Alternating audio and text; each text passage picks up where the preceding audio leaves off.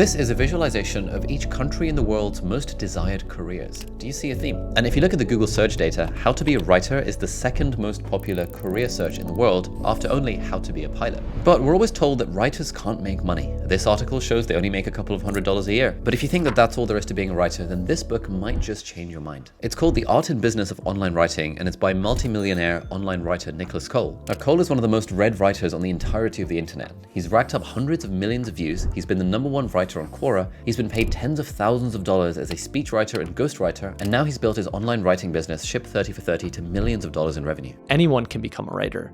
All of these skills are easy to learn. So in this episode of Book Club, the ongoing series where we distill and discuss highlights and summaries from some of my favorite books, we're going to use Nicolas Cole's journey and model to talk about three things. Firstly, we're going to talk about what online writing is and what online writing isn't. Secondly, we're going to talk about the tools that you need to do it effectively. And thirdly, we're going to talk about how you can start to make money from online writing. And thank you to Shopify for sponsoring this video, but more on them later.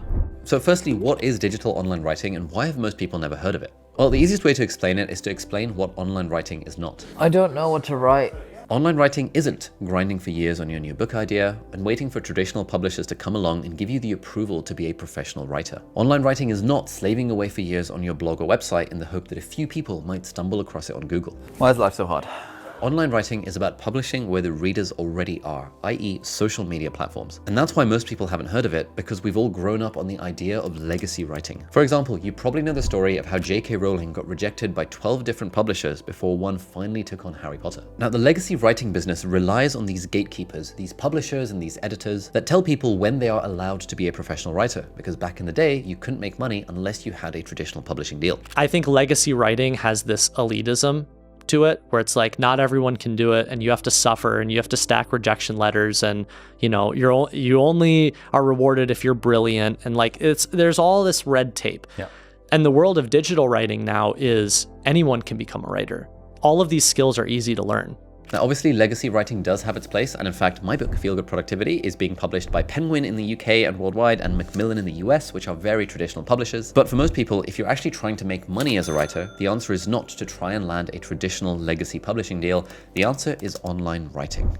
So unlike traditional forms of writing, you have the ability to generate a hell of a lot more money by using the leverage of the internet, which I'll break down in a minute. And not only can you get paid better than most other writers out there, but you can also build a personal brand and an audience while you're doing it along the journey, which also opens up your freedom to monetize in different ways further down the line if you really want to. For example, Packy McCormick began online writing with his newsletter Not Boring in 2019, and just 2 years later, his thousands of subscribers were helping him pull in $1 million of revenue a year as a ridiculously successful writer just working from his home office. And there's a reason that only online writing is able to do this so quickly, and that's in a word, feedback. Feedback is the key to starting and sustaining and monetizing your online writing journey. So with legacy writing, you have absolutely no idea how your work is going to resonate with the audience until the final product is released, which is pretty mental. So legacy world of writing, Hemingway sits down, he spends 4 years writing a novel, he sells it to a publisher, he has to wait another 18 months for it to get published, then he has to wait another 12 months for the magazine reviews to come out, and then he has to go to a pub down the street, and then he overhears some person being like, Hemingway's novel was terrible, right? That's the feedback loop. Whereas with online writing, you can work smarter and faster, and you can constantly iterate on what you put out there into these social gardens, platforms like Twitter and LinkedIn and Quora and places like that. By sharing smaller, bite-sized pieces of work that are judged by the masses, you can see what's working on the journey, and you don't run the risk of spending years on your big projects only for them to be released with no response. You can find out instantly if an idea is going to hit or not. The feedback loop is, I have an idea, I write a tweet, a thread, an atomic essay, a LinkedIn post, I publish it, and I get feedback 3 minutes later. Now, this very short feedback loop is ultimately what helps build the online personal brand and the online audience. As people watch you practice in public, i.e. you're putting your writing out there onto these social platforms, the ones that really vibe with your stuff will then join you on the journey. And then when you're ready to write the book or do your magnum opus or ship that fully fledged work, then what's amazing is that you've already got this built-in audience of people that already vibe with your stuff, the little bits and bobs you've been releasing over time, and therefore those people are way more likely to actually pay for your work and then also read it. Whereas in the legacy publishing world, if you're a first-time author, generally most people have no idea who you are.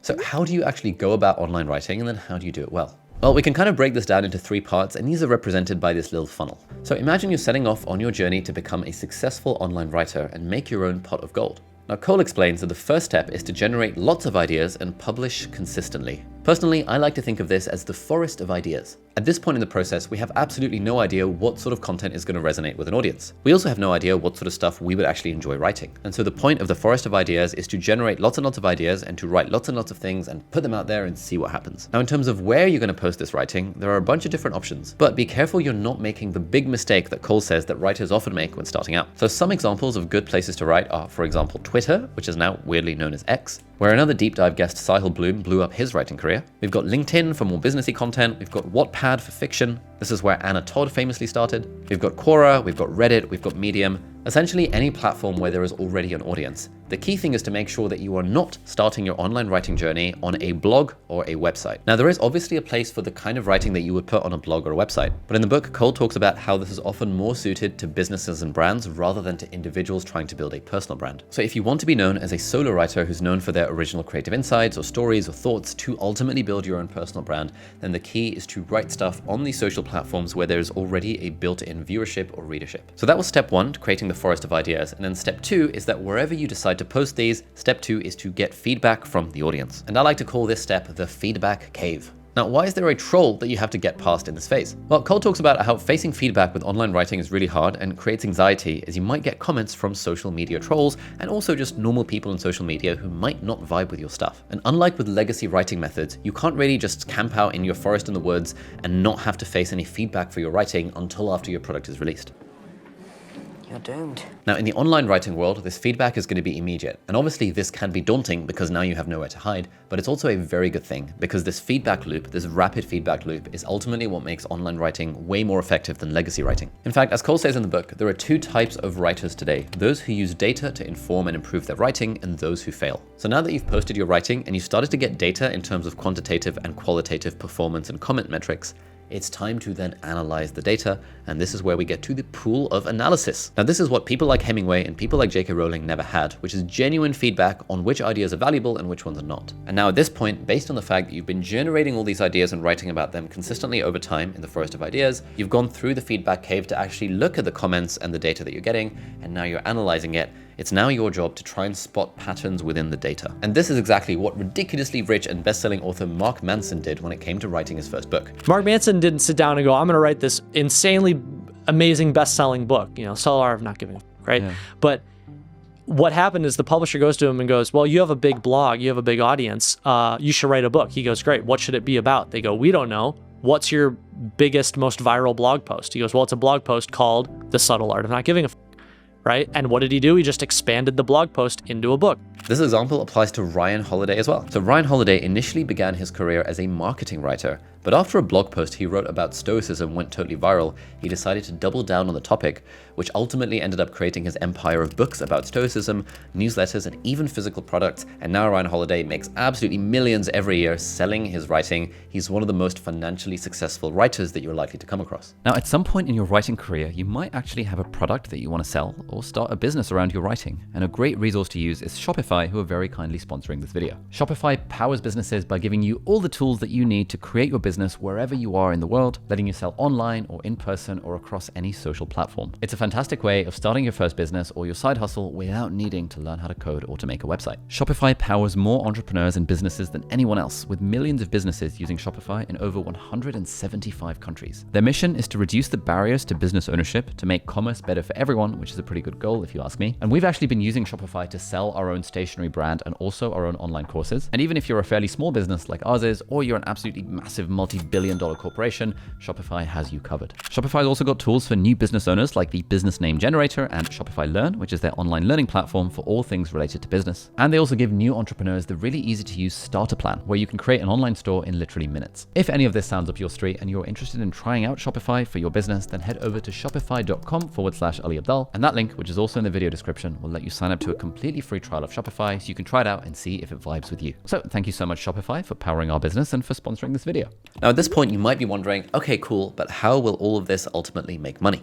And broadly, there are three specific ways of going about making money from your online writing. So the first and least lucrative of these is the advertising model, also known as the attention model. Now, as we all know, on the internet, attention is the ultimate currency, and it's exactly the same for online writers as it is for people like Mr. Beast. If you can generate online writing that grabs attention, you can make money by earning from clicks, selling ad space within your own content, becoming an affiliate where you get a commission each time you recommend a product, or landing brand sponsorships. Now, the upside of the advertising model is that it's very simple to understand and apply. So for example, if you're writing on Medium, the more people that click and read your articles, the more money you're going to get paid, as you can see from this screenshot from James Julian. His article, "Do these 4 exercises and you'll be in the best shape of your life," got 38,000 views, which has generated him $1,741 from Medium. Similarly, Jacked Rob Lowe revealed the one harsh truth about staying fit at 60, got 25,000 views and earned him $1,114. That's not bad at all. But to make the advertising model work, and to quote Cole, you need a shit ton of attention. So when Cole was writing articles for Inc. magazine, for example, those articles might be getting hundreds of thousands of views every single month, but he would only be making like $1,000 from it. On top of that, people generally don't like lots of ads being thrown at them, and the revenue can be volatile too.